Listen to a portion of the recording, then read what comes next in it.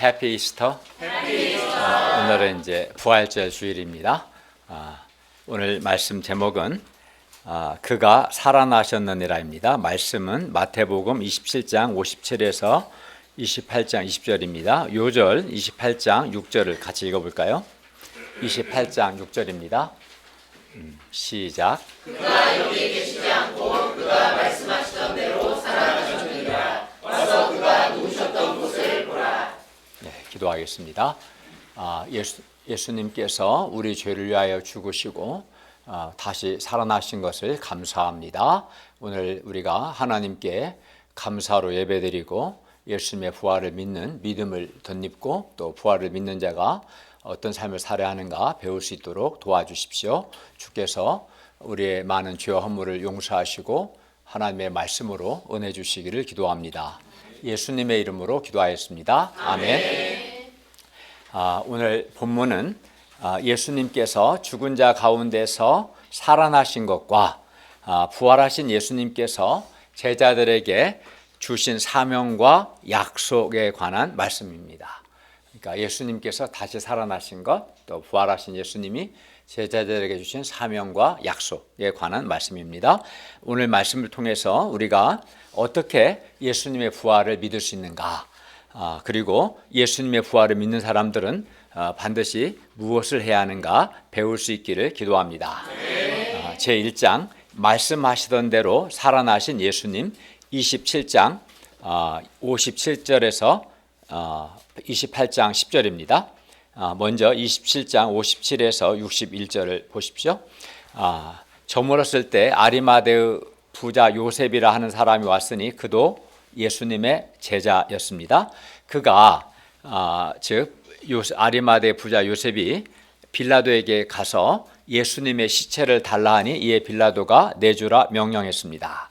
요셉이 시체를 가져다가 깨끗한 세마포로 싸서 바위 속에 판 자기의 새 무덤에 넣어두고 큰 돌을 굴려 무덤 문에 놓고 가니 거기에는 막달라 마리아와 다른 마리아가 무덤을 향하여 앉아 있었습니다. 왜냐하면 이 여인들은 안식일이 끝나면 예수님의 시신을 기름을 바르기 위해서 무덤이 어디에 있는가 확인을 하기 위해 따라온 거죠. 27장 62에서 64절을 보십시오. 그 이튿날은 준비일 다음 날 곧 안식일입니다. 예수님은 금요일 제9시 오후 3시에 십자가에서 죽으셨습니다. 그리고 예수님의 시신은 아리마대의 부자 요셉의 바위 속에 넣어두었습니다. 그러니까 3시에 죽으시고 6시 사이 한 3시간 동안 이런 일이 있었던 거죠. 그리고 준비일 다음 날 곧 안식일, 그러니까 토요일이죠. 안식일 토요일에 대제사장들과 바리새인들이 함께 빌라도에게 모여 말합니다. 27장 63절과 64절을 보십시오. 주여 저 속이던 자가 살아있을 때 말하되 내가 사흘 후에 다시 살아나리라 한 것을 우리가 기억하노니 그러므로 명령하여 그 무덤을 사흘까지 굳게 지키게 하소서. 그의 제자들이 와서 시체를 도둑질하여 가고 백성에게 말하되 그가 죽은 자 가운데서 살아났다고 하면 후의 속임이 전보다 더 클까 하나이다. 여기서 후의 속임은 예수님께서 죽은 자 가운데서 살아났다는 것이고 전의 속임은 예수님이 하나님의 아들 그리스도라는 것입니다. 대제사장들과 바리새인들은 예수님께서 살아계실 때 세 번이나 내가 죽임을 당하고 사흘 후에 다시 살아나리라 하신 예수님의 말씀을 기억했습니다. 마태복음 16장 우리 순서지에 있죠. 21절, 17장 23절, 20장 19절 기록된 것만 3번입니다. 예를 들어 16장 21절을 보시면 순서지에 있어요.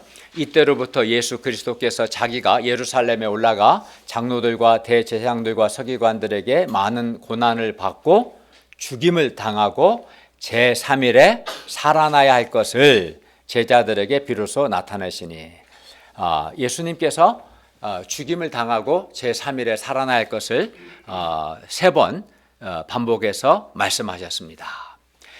그리고 이 말씀을 죽임을 당하고 제3일에 살아나야 할 것을 살아나야 한다는 이 말씀을 제자들이 기억을 했으면 좋았을 텐데 제자들은 이 말씀을 기억하지 못하고 도리어 대제사장들과 바리새인들이 내가 죽임을 당하고 제3일에 살아나야 하리라 하신 예수님의 말씀을 기억했어요. 물론 그렇다고 그들이 예수님이 정말 다시 살아나실 것을 믿은 것은 아닙니다.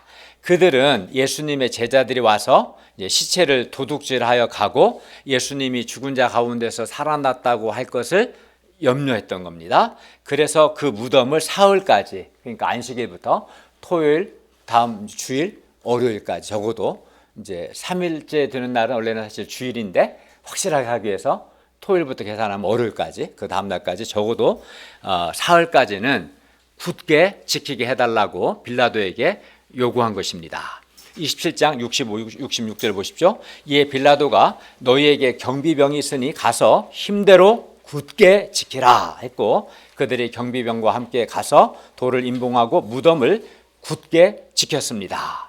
이렇게 무덤에 돌을 임봉하고 경비병들이 굳게 지키고 있기 때문에 그 누구도 예수님의 시신을 가져가는 것은 이제 불가능합니다. 그러니까 금요일 오후 3시에 죽으셨고 무덤에 묻히셨고 또 토요일, 주일, 안식일 3일 동안 경비병들이 굳게 지키게 한 거죠.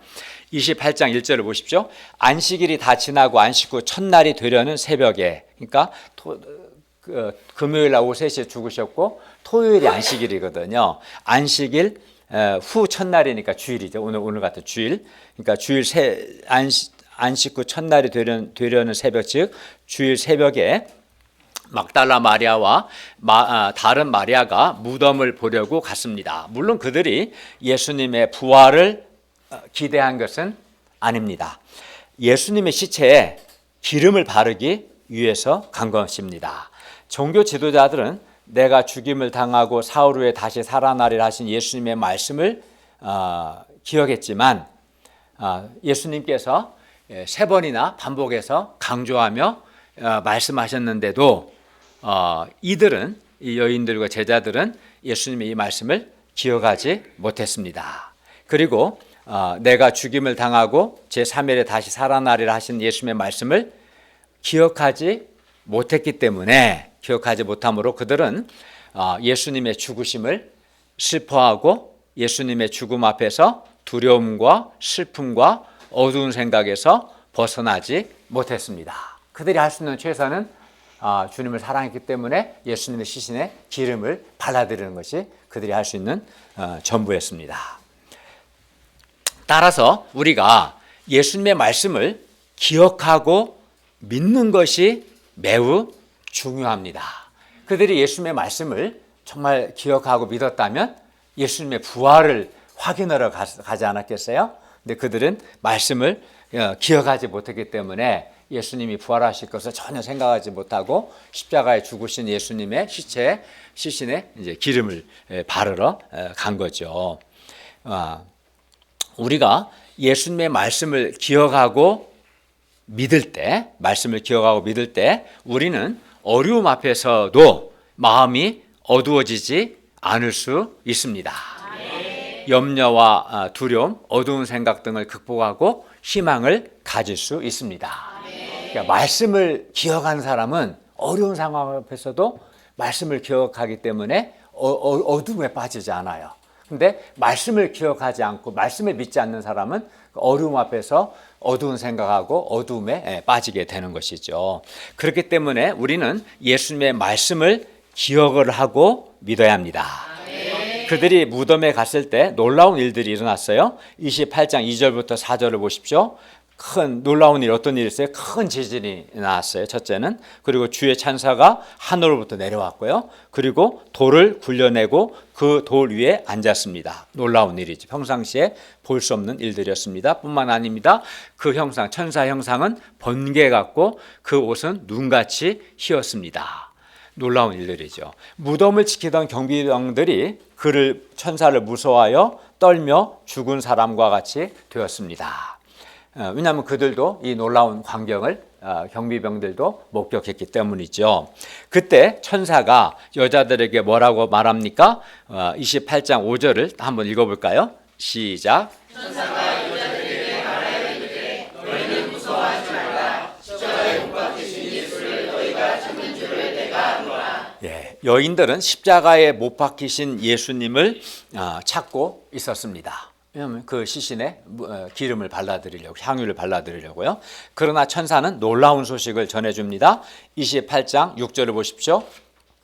그가 여기 계시지 않고 그가 말씀하시던 대로 살아나셨느니라. 와서 그가 누우셨던 곳을 보라. 누우셨던 곳을 보고 그가 살아나신 것을 확인해 보라는 것이죠. 그죠? 살아나지 않으셨다면 그 무덤에 예수님 시신이 그대로 있었어야죠. 그죠? 예. 예수님은 십자가에 못 박혀 죽으시고 이 무덤에 계셨습니다. 그러나 지금은 여기 무덤에 계시지 않습니다. 왜 그렇습니까? 왜냐하면 예수님께서 말씀하시던 대로 3번이나 반복해서 죽임을 당하시고 제3일에 살아나야 하리라 말씀하시던 대로 살아나셨기 때문에 여기 무덤에 계시지 않습니다. 천사는 예수님이 무덤에 계시지 않고 예수님께서 말씀하시던 대로 살아나셨다라고 말합니다. 예수님은 자신이 죽임을 당하시고 제3일에 살아나야 할 것을 이미 여러 번 16장 21절, 17장 23절, 20장 19절에서 반복해서 말씀하셨습니다. 그리고 예수님은 자신이 말씀하시던 대로 죽은 자 가운데서 살아나셨습니다. 예수님의 삶과 사역이 십자가의 죽음으로 끝나지 않았습니다. 예수님께서 말씀하시던 대로 살아나셨습니다.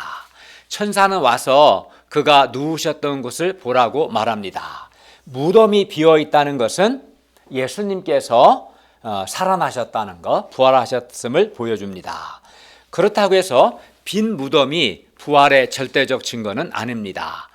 예수님의 부활의 절대적 증거는 제자들이 부활하신, 살아나신 예수님을 직접 만나는 것입니다. 그럼 가장 확실하죠. 그죠? 살아나신 예수님을 직접 만나는 것. 이 가장 확실한 부활의 증거입니다. 그래서 천사는 부활하신 예수님을 제자들이 직접 만나도록 말합니다. 28장 7절을 보십시오. 또 빨리 가서 그의 제자들에게 이르되 그가 죽은 자 가운데서 살아나셨고 너희보다 먼저 갈릴리로 가시나니 거기서 너희가 배우리라 하라. 보라, 내가 너희에게 일렀느니라. 천사는 빨리 가서 예수님의 제자들에게 예수님께서 죽은 자 가운데서 살아나셨다는 것과 제자들보다 먼저 갈릴리로 가심으로 제자들이 갈릴리에서 예수님을 보게 될 것을 말하라고 했습니다. 천사들은 왜 여인들에게 빨리 가라고 했을까요? 왜냐하면 예수님께서 죽은 자 가운데서 살아나셨다는 소식은 모든 사람들, 특히 제자들에게 가장 기쁘고 중요한 소식이기 때문입니다. 예수님께서 살아나셨다는 것은 전 세계에 생중계해야 할 긴급 속보입니다. 예수님께서 살아나셨다는 것은 인류 역사에서 가장 중요한 소식입니다. 왜 중요한가는 좀 이따 보겠어요. 28장 8절부터 10절을 보십시오. 천사의 놀라운 소식을 들은 여자들이 무서움과 큰 기쁨으로 빨리 무덤을 떠나 제자들에게 알리려고 다름질했습니다. 뛰어갔습니다. 여인들은 한편으로는 무섭고 한편으로는 기뻤습니다. 그들은 무서움과 큰 기쁨으로 예수님의 부활의 소식을 전하기 위해서 제자들을 향해 달렸습니다. 그런데 그때 부활하신 예수님께서 그들을 만나 말씀하셨습니다. 28장 9절을 보십시오. 평안하냐. 사실 오늘을 보면 카이레테, 즉 기뻐하라 이런 말이에요. 기뻐하라가 더 정확한 번역이에요. 기뻐하라. 그러자 여자들이 나아가 부활하신 예수님의 발을 붙잡고 경배했습니다. 그냥 멀리 떨어져만 있지 않고 부활하신 예수님 발을 직접 붙잡고 경배했어요. 여자들은 부활하신 예수님을 만나 경배한 후 예수님이 죽은 자 가운데서 살아나셨다는 믿음이 처음에는 천사를 통해서 들었지만 자신들이 직접 부활하신 예수님을 만났고 부활하신 예수님의 발을 붙잡았고 경배했기 때문에 믿음이 더욱 예수님이 부활하셨다는 믿음이 더욱 견고해졌습니다. 그죠? 부활하신 예수님께서 이제 여자들에게 사명을 주십니다. 28장 10절을 보십시오. 한번 읽어볼까요? 시작. 예수께서 이르시되 무서워하지 말라. 가서 내 형제들에게 갈릴리로 가라. 거기서 나를 보리라 하시니라. 예수님은 예수님을 배반한 제자들을 가리켜서 내 형제들이라고 말씀하셨습니다. 이거 놀라운 거죠. 예수님 하나님이시고 우리는 피조물인데 제자들을 내 형제들이라고 말씀하셨습니다. 부활하신 예수님은 제자들의 죄와 허물과 실수를 다 덮어주셨고 뿐만 아니라 제자들을 예수님의 형제로 영접해 주셨습니다. 예수님은 십자가에서 죽으시기 전에 26장 32절에서 그 순서대로 나와 있어요. 32절에서 제자들에게 내가 살아난 후에 너희보다 먼저 갈릴리로 가리라 말씀하셨는데, 그러니까 살아나야 할 것을 한 4번을 말씀하신 거죠. 적어도 다시 이 말씀을 살아난 후에 너희보다 먼저 갈릴리로 가리라 하신 이 말씀을 제자들에게 전하라고 하십니다. 천사를 통해서도 전하라고 하셨고 예수님 직접 여인들에게 또 전하라고 말씀하셨습니다. 본문에서 여자들은 천사로부터 예수님께서 말씀하시던 대로 죽은 자 가운데서 살아나셨다는 예수님의 부활의 소식을 들었습니다. 그리고 예수님의 시체가 없는 빈 무덤을 보았습니다. 더 나아가 부활하신 예수님을 직접 만났고 예수님의 발을 붙잡고 경배했습니다. 그리하여 그들은 부활하신 예수님을 만난 부활의 증인들이 되었습니다. 그러나 우리가 2000년 전 예루살렘으로 가서 부활하신 예수님을 만나 부활하신 예수님의 목격자가 되는 것은 시간적으로나 공간적으로 불가능합니다. 2000년 전은커녕 우리는 이틀 전 과거로도 돌아갈 수 없죠. 그죠? 그거는 직접 그 당시로 가는 건 불가능합니다. 우리는 본문의 여자들이 경험한 것을 동일하게 경험할 수는 없습니다. 그러나 우리는 예수님의 부활을 그럼에도 우리가 어떻게 믿을 수 있을까요? 우리는 부활의 증인들의 증언이 진실하다면 부활하신 예수님을 만난 부활의 증인들의 증거를 듣고 예수님께서 부활하신 것을 믿을 수 있습니다. 우리가 자신이 직접 보고 자신이 직접 경험한 것만을 고집하지 않고 부활하신 예수님을 만난 최초 부활의 증인들의 경험과 그들의 증언을 참된 것, 진실한 것으로 받아들일 수 있다면 우리는 부활하신 예수님을 내가 직접 만나지 않았어도 예수님의 부활을 믿을 수 있습니다. 사실 우리는 내가 직접 본 것을 믿는 건 아주 제한적이죠. 그죠? 우리는 많은 경우에 언론을 통해서나 특히 요즘은 이제 동영상이 가능하니까 그런 걸 통해서 이제 믿죠. 그죠? 자기가 직접 본 것만 믿지는 않습니다. 이는 예수님의 부활의 최초 증인들이 부활하신 예수님을 그들이 정말 보았다면 내가 본 것이나 전혀 다를 바가 없기 때문입니다. 따라서 우리는 부활하신 예수님을 직접 만난 부활의 증인들의 증거를 듣고 믿는 방법으로 예수님의 부활을 믿어야 합니다. 이것이 우리가 예수님의 부활을 믿는 하나님의 방법이고 이것이 올바른 방법입니다. 예수님께서도 그래서 보지 않고 믿는 자들이 복되다 이렇게 말씀하셨어요. 보지 않고 믿는다는 것은 예수님의 부활하신 예수님을 직접 볼 수 있는 사람은 아주 제한적이기 때문에 부활하신 예수님을 직접 만난 증인들의 증거를 듣고 믿는 자들이 보지 않고 믿는 자들이고 이들이 복되다 이렇게 말씀하셨습니다. 그런데 부활하신 예수님을 만난 부활의 증인들은 아주 많습니다. 오늘 본문에는 막달라 마리아와 다른 마리아와 또 11제자가 나오지만 우리가 여러 번 공부했던 고린도전서 15장에는 더 많은 부활의 증인들이 나옵니다. 법정에서는 진실한 2사람의 증인만 있어도 직접 내가 보지 않았어도 판사가 그 증거를 믿는데 예수님의 부활을 목격한 증인들은 2명이 아니라 훨씬 더 많습니다. 부활하신 예수님은 게바, 즉 베드로에게 보이시고 후에 12 제자에게와 그 후에 500여 형제, 500여 명에게 일시에 보이셨고 그 후에 동생 야고보에게 보이셨고 그 후에 모든 사도에게 또 보이셨고 맨 나중에 사도 바울에게도 보이셨습니다. 또 요한복음 21장을 보면 디베라 호수, 즉 갈릴리 바다에서 부활하신 예수님께서 7명의 제자들에게 와서 조반을 먹으라 말씀하시고 숯불에 생선과 떡을 구워서 제자들을 먹이십니다.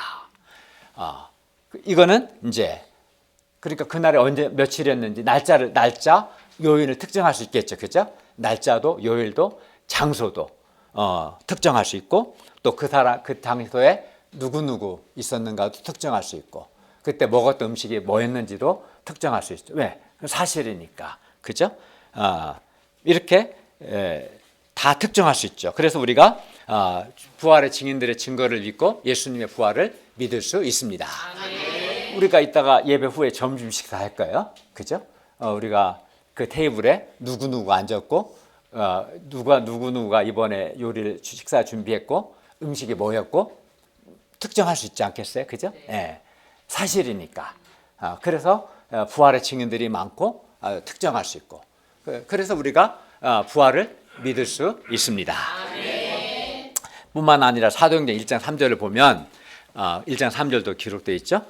부활하신 예수님은 확실한, 애매한 게 아니에요. 확실한, 한두 개도 아닙니다.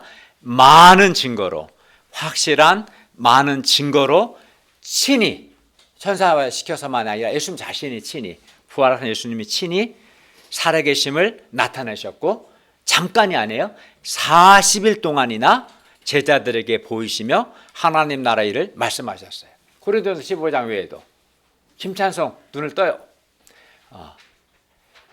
예수님께서 확실한 많은 증거로 친히 살아계심을 40일 동안이나 제자들에게 보이시고 하나님 나라 일을 말씀하셨어요. 이렇게 예수님의 부활을 목격한 증인들도 많고 그들의 증거도 확실하고 참되기 때문에 우리는 예수님의 부활을 믿을 수 있습니다. 그리고 우리는 예수님의 부활을 목격한 증인들의 삶의 변화를 통해서 우리가 성형외과 가면 비포 앤 애프터 사진이 있거든요. 그죠? 그것처럼 왜 그걸 해요? 이게 진짜다. 그 하려고 비포 앤 애프터 하잖아요. 마찬가지로 예수님의 부활을 목격하기 전과 목격한 후에 증인들의 변화를 통해서 그들의 증언이 진실하다는 것을 확신할 수 있고 그러니까 증인이 너무 많은 거죠. 그리고 그 증언이 확실하고 그렇기 때문에 예수님께서 부활하셨음을 더욱 확신할 수 있습니다. 무엇보다 부활하신 예수님께서 지금 예배드리는 지금 이 시간에도 우리 안에 계시는 성령으로 우리 안에 성령이 계시고 성령 안에서 우리 안에 거하시기 때문에 우리는 예수님의 부활을 확신할 수 있습니다. 우리가 이 시간 내가 직접 본 것, 내가 직접 경험한 것만을 믿으려고 하는 고집과 교만을 내려놓고 예수님의 부활을 목격한 많은 증인들의 증거를 듣고 예수님의 부활을 믿을 수 있기를 기도합니다. 네. 분명하죠, 너무나. 그러면 예수님께서 죽은 자 가운데서 살아나셨다는 것, 부활하셨다는 사실이 왜 인류 역사에서 가장 중요한 소식이고 제자들과 우리에게 어떤 의미가 있습니까? 왜 이게 중요합니까? 첫째, 예수님의 부활은 우리가 죄를 용서받았다는 것을 확증해 줍니다. 예수 믿는 사람들의 죄가 용서되었음을 확신할 수 있게 해줍니다. 죄 없으신 예수님께서 십자가에 못 박혀 죽으신 것은 우리의 죄 때문입니다. 예수님께서 우리를 사랑하사 우리 죄를 위해서 우리의 죄를 대속하기 위해서 갚으시기 위해서 십자가에 못 박혀 죽으셨습니다.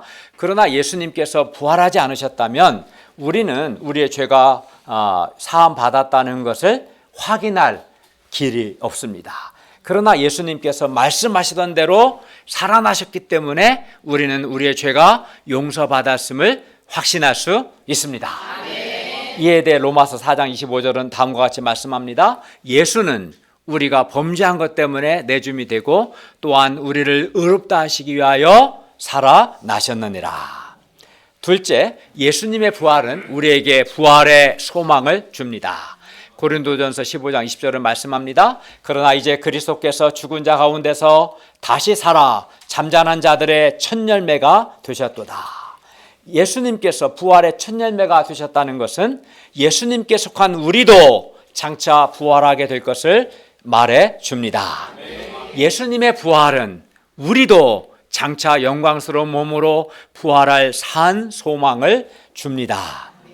세상 소망은 뭐 좋은 직장이든 집이든 뭐 돈 버는 거든 세상 출세하는 거든 성공하는 거든 뭐가 됐든 세상 소망은 나의 죄와 죽음의 문제를 해결해 주지 못할 뿐만 아니라 그것이 비록 그 소망이 이루어진다 할지라도 결국은 나의 죽음과 함께 물거품처럼 사라지기 때문에 세상 소망은 진정한 소망이 될 수 없습니다.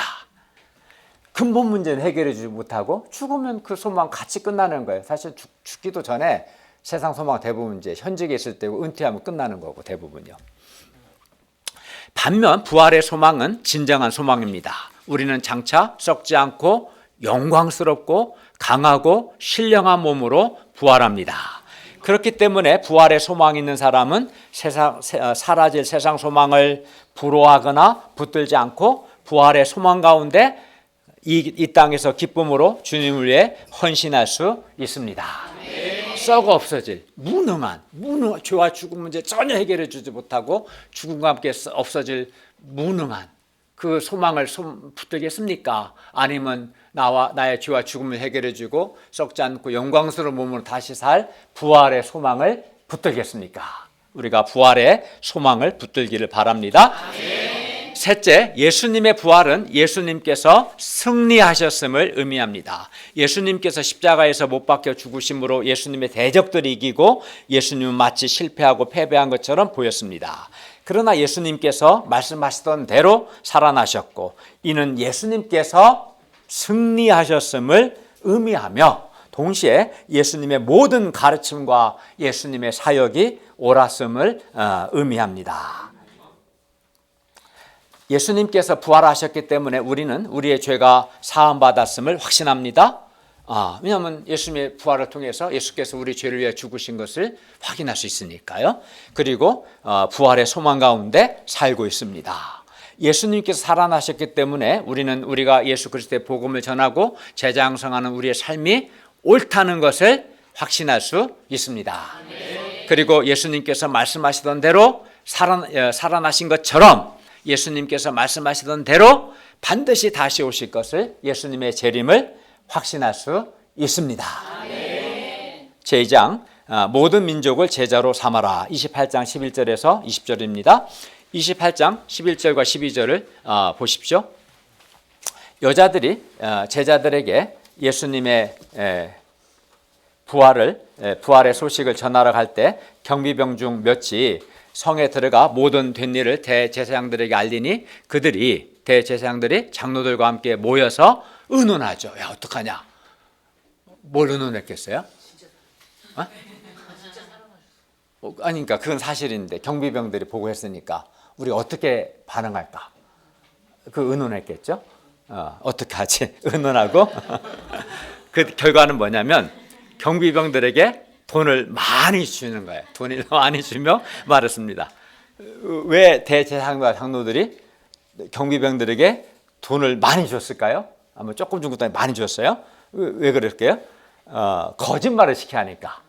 맨입으로 되는 게 어디 있겠어요? 돈을 많이 줘서 거짓말을 시킨 거예요. 그러니까 대제사장들과 장로들도 예수님께서 살아나신 것 자체는 인정한 거예요. 그 사실 아니라면 굳이 돈을 많이 줘서 거짓말 시킬 이유가 없죠. 그 자체는 인정해요. 그러나 예수님의 부활을 믿고 싶지는 않았어요. 받아들이고 싶지는 않은 거죠. 그래서 객관적 사실은 어쩔 수 없지만 그렇다 해서 예수의 부활을 마음으로 받아들이고 싶지는 않았던 겁니다. 한마디로 이들의 마음이 완악한 거죠. 완악한 거죠. 이런 걸 완악하다고 하는 거예요. 믿음은 마음의 문제입니다. 뒤에 그 17절에 보면 부활하신 예수님을 보고 경배하는 자들 중에서도 의심하는 자가 있거든요. 보고도 의심하는 자가 있어요. 여기서 우리는 분명한 한 가지 중요한 사실을 알 수 있는데 믿음이라는 것은 팩트를 보면 믿을 것 같잖아요. 장로들, 대제사장들, 경비병들 다 팩트를 확인했어요. 그러나 믿지는 않는 거예요. 믿음은 팩트 문제도 아니에요. 마음의 문제예요. 또 11절에 보면 제자들 중에 일부는 부활하신 예수님 직접 보고 경배하면서도 의심해요. 그러니까 믿음은 마음의 문제예요. 마음의 문제. 믿음은. 그래서 마음이 완악한 사람은 보고도 믿지 않습니다. 그 마음에 완악한 사람은 믿음을 가질 수 없어요. 완악함을, 고집을, 교만을, 완악함을 회개해야 합니다. 완악한 사람은 결코 믿음을 가질 수 없어요. 이 시간에 주님이 여기 육체를 오셔도 마음이 완악한 자는 믿지 않습니다. 환상이었다, 착각이었다, 그렇게 말할 겁니다. 믿음은 마음의 문제지 팩트 문제 아닙니다. 예. 28장 13절에서 15절을 보십시오. 너희는 말하기를 그의 제자들이 밤에 와서 우리가 잘 때 그를 도둑질하여 갔다 하라. 만일 이 말이 총독에게 들리면 우리가 권하여 너희로 근심하지 않게 하리라. 왜 지키라 했는데 왜 똑바로 안 지켰어? 혼날까 봐. 다 말해주겠다는 거죠. 그러나 우리가 지금 살펴본 것처럼 경비병들이 토요일, 즉 안식일부터 무덤을 계속 반복되게 말한 게 뭐예요? 굳게 지키라는 말이 아까 반복됐어요. 그죠? 65절 빌라도도 굳게 지키라고 했고 또 대제사장과 그 장로들도 굳게 지키라고 했고 지금 굳게 지키라 했다는 말이 반복됐어요. 그래서 경비병들이 토요일 안식일부터 무덤을 굳게 지키고 있었고 또 주일 새벽에 천사가 하늘로부터 내려와 무덤을 막고 있는 돌을 굴려낸 것이 이게 팩트죠. 그리고 이는 누구보다도 경비병들 자신이 목격한 것입니다. 근데도 마음이 완악하니까 안 믿는 거죠. 믿음이 없는 자들은 마음이 완악한 자들이에요. 고의적인 겁니다. 이에 군인들이 돈을 받고 가르친 대로 하였으니 이 말이 오늘날까지 유대인 가운데 두루 퍼졌습니다. 여기서 사실은 이 중에 한 놈은 양심선을 했었는데 돈 받았고 그걸로 한 거죠. 종교 지도자들은 돈으로 경비병들을 매수해서 거짓말을 하게 했습니다. 그러나 그들이 돈으로 물론 경비병들을 매수할 수는 있었어도 그렇다고 해서 예수님의 부활을 돈으로 거짓말로 막을 수는 없었습니다. 그렇죠. 28장 16, 17절을 보십시오. 11 제자가 갈릴리로 가서 예수님께서 지시하신 산에 이르렀습니다. 갈릴리는 제자들 대부분이 예수님의 제자로 부르심을 받은 곳, 예수님께 전도된 곳입니다. 예수님은 이곳에서 갈릴리에서 제자들을 키우셨습니다. 예수님은 제자로서 실패했다는 실패감과 예수님을 배반했다는 정죄감으로 눌려있는 제자들을 다시 이곳 갈릴리로 부르셨습니다. 이는 제자들이 예수님을 처음 만났던 그곳에서 예수님과 사랑의 관계를 회복하고 다시 제자의 삶, 믿음의 삶을 살도록 하기 위해서였습니다. 부활하신 예수님께서 제자들의 허물을 다 덮으시고 갈릴리에서 다시 만나심으로 제자들은 다시 믿음의 삶, 제자의 삶을 시작할 수 있게 되었습니다. 그리고 11 제자가 17절을 보면 갈릴리에서 예수님을 배우고 경배합니다. 그러나 아직도 의심하는 사람들이 있었습니다. 이는 부활하신 예수님을 직접 이렇게 보고도 의심해요. 이는 부활하신 예수님을 직접 본다고 다 믿는 것은 아니라는 것을 말해줍니다. 믿음은 마음의 문제입니다. 반면 어떤 사람들은 부활하신 예수님을 직접 보지 않았어도 부활의 증인들이 많고 그들의 증거가 진실하기 때문에 부활의 증인들의 증거를 듣고 예수님의 우리처럼 부활을 믿습니다.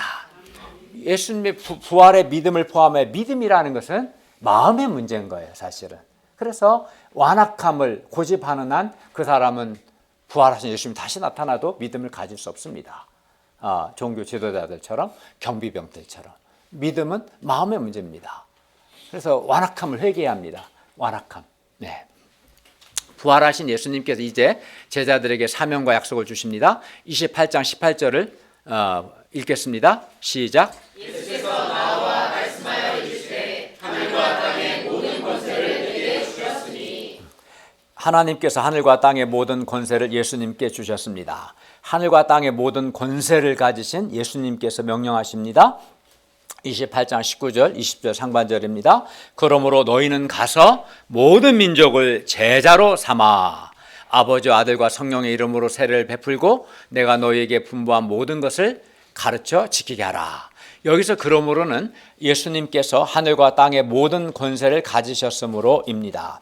예수님은 하늘과 땅의 모든 권세를 가지신 분의 권위로 말씀하십니다. 그렇기 때문에 예수님의 명령, 19, 20절 명령은 모든 신자가 반드시 순종해야 할 절대적인 명령입니다. 하늘과 땅의 모든 권세를 가지신 부활하신 예수님의 명령입니다. 19, 20절은 그게 뭡니까? 모든 민족을 제자로 삼으라는 것이죠.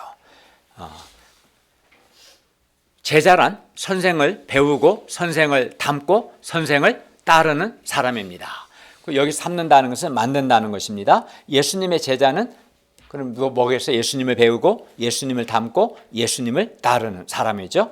그러므로 제자로 삼으라는 것은 예수님을 배우고 예수님을 닮고 예수님을 따르는 예수님의 제자로 만들라는 것입니다. 예수님의 제자는 태어나는 것이 아니라 만들어집니다. 처음부터 날 때부터 예수님의 제자인 사람은 아무도 없습니다. 제자 체질도 없습니다. 제자는 타고나는 것이 아니라 만들어지는 겁니다. 그리고 누구나 다 예수님의 제자로 만들어질 수 있고 또 예수님의 제자로 만들어져야 합니다. 왜 그렇습니까? 최원재님. 왜냐하면 예수님께서 모든 민족을 제자로 삼으라고 명령하셨기 때문에 모든 사람이 제자가 돼야 하는 겁니다. 모든 사람이 캠퍼스 목자가 되고 성경 선생이 돼야 하는 겁니다.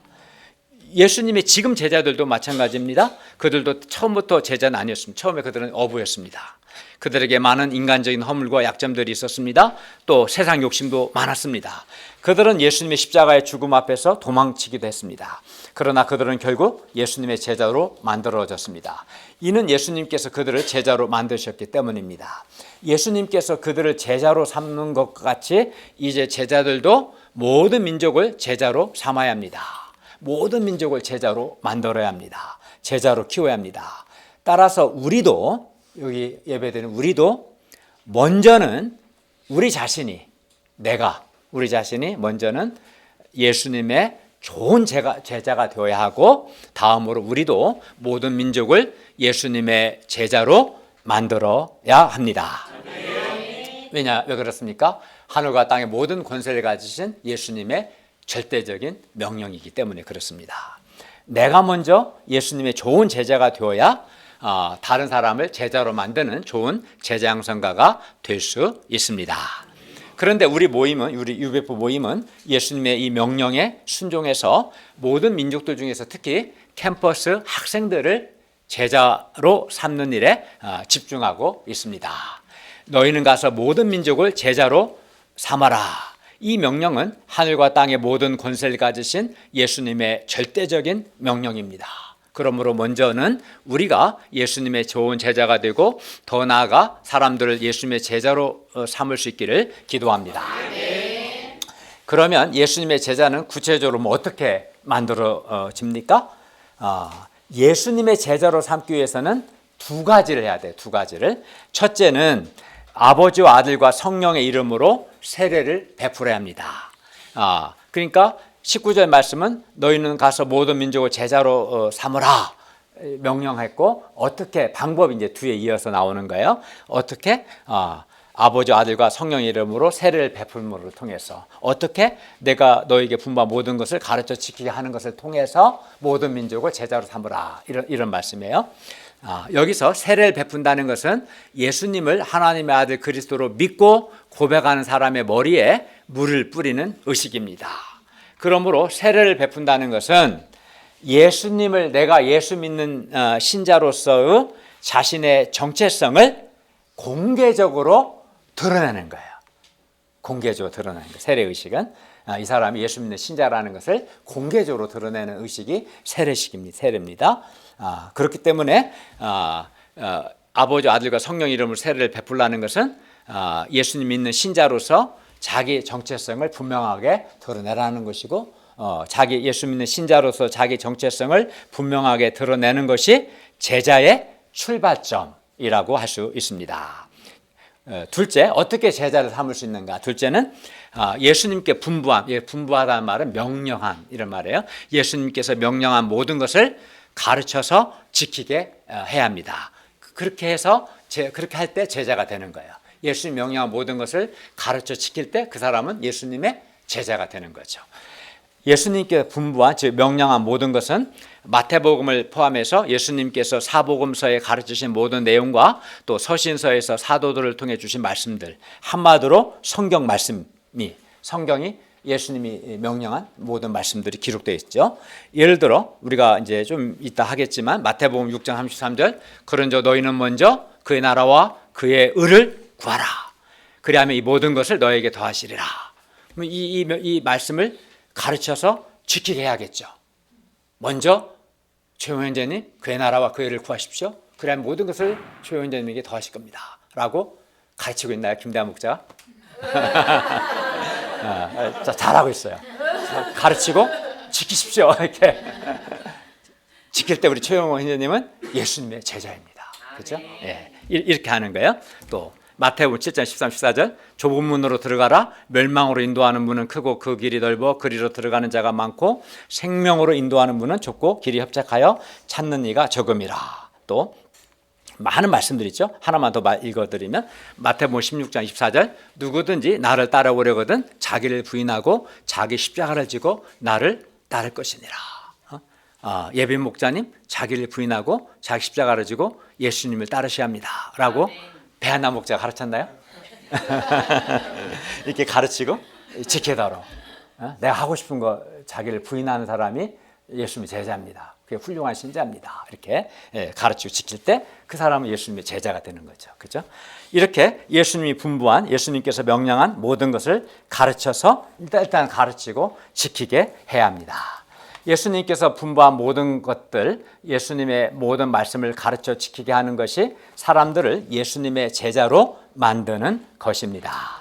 제자는 생각하는 것이나 말하는 것이나 행동하는 것이 다 예수님의 말씀에 근거하여 사는 사람입니다. 예수님의 제자는 예수님을 닮고 예수님을 배우고 예수님을 따르는 사람입니다. 예수님의 제자의 정체성은 예수님이 명령한 모든 것을 지키는 데 있습니다. 예수님 명령한 모든 것을 지키는 걸 통해서 나는 예수님의 제자입니다 라는 제자의 정체성을 나타내는 겁니다. 그걸 보고 이 사람이 예수님의 제자냐 아니냐, 진짜 제자냐, 무늬만 제자냐, 무늬만 그러냐, 어떻게 알 수 있어요? 그의 삶을 보면 알 수 있지. 이 사람은 예수님의 말씀을 지켜 행하면 그 예수님이 진짜 제자고, 말씀을 지켜 행하지 않으면 무늬만 제자 흉내 내는 거죠. 그죠? 네. 예수님의 정체성은 이렇게 예수님이 명령한 모든 것을 지키는 데 있고요. 그런데 어떤 사람은 예수님을 믿고 구원받는 것을 원하지만 구원 안 받으면 불못에 던져져 심판받으니까 구원받는 걸 원하지만 예수님께서 분부한, 즉 명령한 모든 것을 지키는 것은 안 하려고 합니다. 이건 아주 잘못된 겁니다. 모든 민족을 제자로 삼아야 합니다. 그런데 제자로 삼아야 할 대상은 모든 민족입니다. 예수님은 분명히 모든 민족을 제자로 삼아라 말씀하셨습니다. 그러면 모든 민족을 제자로 삼는 이 제자 양성 역사는 어디서부터 시작됩니까? 뭐라고 그랬어요? 19절 상반절 보면 그러므로 너희는 가서, 그죠? 그러니까 가는 것에서부터 시작됩니다. 예수님은 너희는 가서라고 말씀하셨습니다. 모든 민족을 제자로 삼기 위해서는 먼저 모든 민족에게 가야 합니다. 우리 베드로 성사님이 미국에 가서 미국 대학생들 제자 삼고자 하셨고 지금 또 동남아 청년들을 제자 삼고자 준비하고 계시죠. 가야 합니다. 또 모든 민족에게 가는 것에서부터 제자 삼는 일이 시작됩니다. 예를 들어 캠퍼스에 가야 학생들을 만날 수 있고 학생들을 만나야 그들에게 예수님께서 분부한 모든 것을 가르쳐서 지키게 할 수 있습니다. 그리고 우리가 한 사람에게, 예를 들어 한 사람에게 예수님께서 분부한 모든 것을 가르치고 그 사람이 지키게 되면 어떨까요? 우리가 가르치고 그걸 지키게 되면 그가 구원을 받고 그가 변화되고 그가 예수님의 제자가 되는 놀라운 역사가 일어납니다. 정말 놀랍습니다. 가서 가르치고 지키게 하면 그 사람이 받아들이면 그 사람은 구원받고 변화되고 예수의 제자가 되는, 또 더 나아가 또 다른 사람들을 이게 예수의 제자 삼는 그런 놀라운 역사가 일어나게 될 것입니다. 모든 민족을 제자 삼는 일은 정말 위대한 일이긴 하지만 동시에 매우 어려운 일입니다. 말을 안 듣는 친구들이 가끔 있거든요. 그러면 제자들이 어떻게 모든 민족을 제자 삼는 이 크고 위대한 일을 할 수 있겠습니까? 부활하신 예수님께서 그들과 항상 세상 끝날까지 항상 함께 있고 그들을 도우시기 때문에 그들은 모든 민족을 제자 삼는 위대한 일을 할 수 있습니다. 예수님은 제자들에게 모든 민족을 제자로 삼으라는 사명만 주신 것이 아니라 세상 끝날까지 제자들과 항상 함께 있겠다는 약속도 주셨습니다. 28장 20절 하반절 읽겠습니다. 볼지어다부터 시작. 볼지어다 내가 세상 끝날까지 너희와 항상 함께 있으리라 하시니라. 예, 하늘과 땅의 모든 권세를 가지신 부활하신 예수님께서 세상 끝날까지 제자들과 항상 함께 있으시기 때문에 제자들은 모든 민족을 제자 삼는 일을 할 수 있습니다. 모든 권세를 가지신 예수님께서 모든 민족을 제자 삼는 그 일이 성취될 때까지 제자들과 항상 함께 하시고 제자들을 도와주십니다. 그러면 어떻게 함께 하십니까? 부활하신 예수님께서 제자들, 우리 신자들 안에 내주하신 성령님을 통해서 시공간을 초월하여 지금도 제자들, 우리 신자들과 함께 하고 계십니다. 부활하신 예수님께서 우리와 항상 함께 하시기 때문에, 그리고 우리를 도우시기 때문에 우리가 모든 민족에게 가서 그들을 제자로 삼을 수 있습니다. 모든 민족을 제자로 삼고자 할 때 제자들에게 내적 외적으로 크고 작은 많은 어려움들이 있었습니다. 사도행전을 보면 핍박과 박해가 있었고요, 사탄의 역사도 있었습니다. 방해한 사람들도 많았어요. 막 가령 사도 바울을 죽이기 전에는 아무것도 안 먹겠다고 금식하고 몇십 명이 기다리는 막 이런 사람도 있었고요. 그러나 부활하신 예수님께서 제자들과 항상 함께 하셔서 도와주심으로 두려움 많고 연약했던 제자들이 예루살렘과 유대와 사마리아, 소아시아, 유럽, 로마로까지 가서 모든 민족을 제자로 삼을 수 있었습니다. 하늘과 땅의 모든 권세를 가지신 부활하신 예수님께서 지금도 우리와 항상 함께 하시고 우리를 도우시기 때문에 우리는 어떤 외적 내적 어려움도 능히 극복하고 제자 삼는 일을 할 수 있습니다. 우리와 항상 함께 하시는 부활하신 예수님이 우리의 힘이 되시고 우리의 지혜가 되시고 우리의 위로가 되시고 우리의 능력이 되시고 우리의 도움이 되십니다. 부활하신 예수님께서 우리와 항상 함께 하셔서 우리의 목자가 되시고 우리가 우리의 인도자가 되시고 우리의 친구요 우리의 구원자가 되십니다. 이렇게 부활하신 예수님께서 우리와 항상 함께 하시고 우리를 도우시기 때문에 우리가 모든 민족을 제자로 삼을 수 있습니다.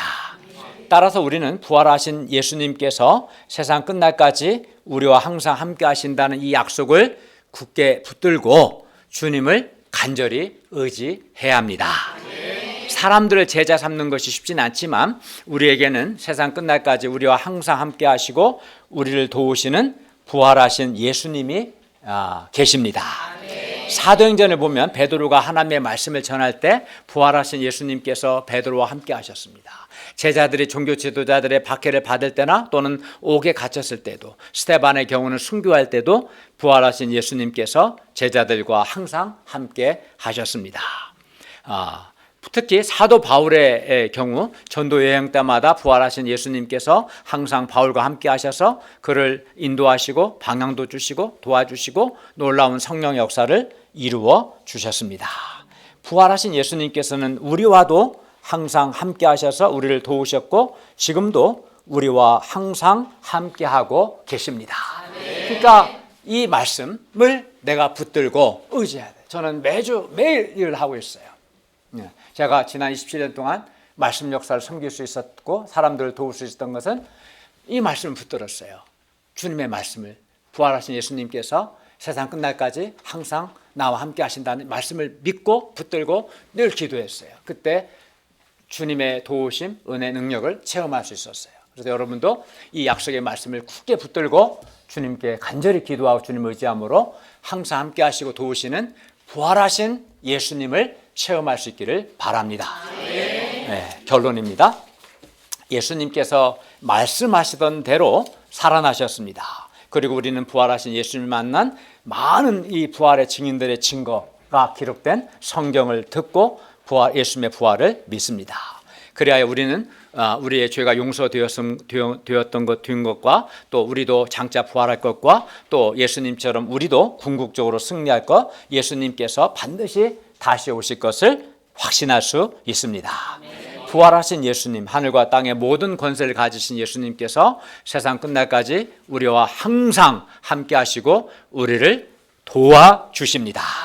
그러므로 우리가 예수님이 명령한 모든 것을 지켜 행함으로 우리가 먼저 예수님의 좋은 제자가 되고 다음으로 하늘과 땅의 모든 권세를 가지시고 우리와 함께 하시는 예수님을 의지해서 캠퍼스 학생들을 제자 삼을 수 있기를 기도합니다.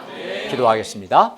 오늘 오신 주님, 오늘 말씀과 같이 예수님께서 말씀하시던 대로 살아나셨음을 감사합니다. 저희가 많은 증인들의 증거를 듣고 예수님의 부활을 확신합니다. 그리고 또 우리가 주님의 명령, 주님의 약속을 붙들고 우리 자신이 먼저 예수께서 우리에게 하신 말씀을 지켜 행함으로 우리가 먼저 예수님의 좋은 제자가 되고 캠퍼스 목자 성경 선생이 되고 또 학생들을 예수님의 제자 삼는 일을 하고 또 이 과정에서 나와 함께 하시고 나를 도우시는 부활하신 주님을 체험할 수 있도록 도와주시옵소서. 예수님의 이름으로 기도하였습니다. 아멘.